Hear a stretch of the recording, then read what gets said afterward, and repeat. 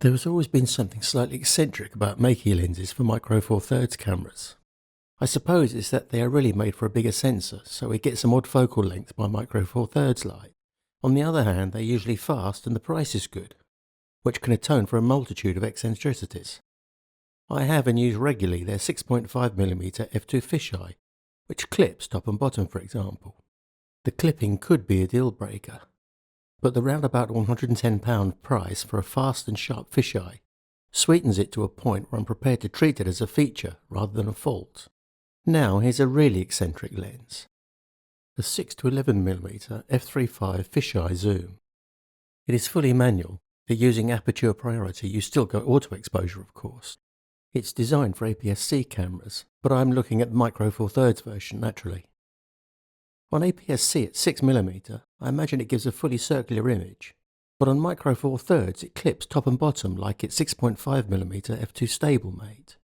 You do have 180 degree coverage horizontally of course.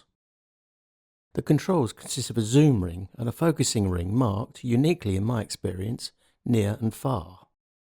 As you zoom in and the image fills out towards the edges, the remainder of the uncovered area just looks clipped at the corners.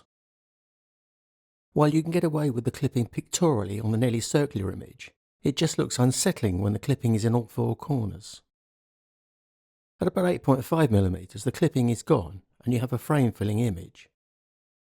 It isn't quite 180 degree coverage at 8.5mm to 11 on Micro Four Thirds, but no one viewing the image would know that since the image is, fisheye style, heavily bowed. Physically, it is a little smaller than Panasonic's 35-100mm f2.8 zoom, and rather heavier at 540 grams, 1.2 pounds. A lens of this focal length at aperture has oodles of depth of field and barely needs focusing. However, sharpness across the centre of the frame is very good, so I preferred to focus and make the best of it. I'd expected it to be difficult, but actually it's very easy if you switch on focus peaking. Edge sharpness on fisheye lenses is a moot point really. With a 180 degree angle, even if you focus the lens on a central subject at 30cm, the edge might well be at infinity. Nonetheless, the edges on this Meike are pleasingly sharp. For me, this Meike is two lenses in one rather than a zoom.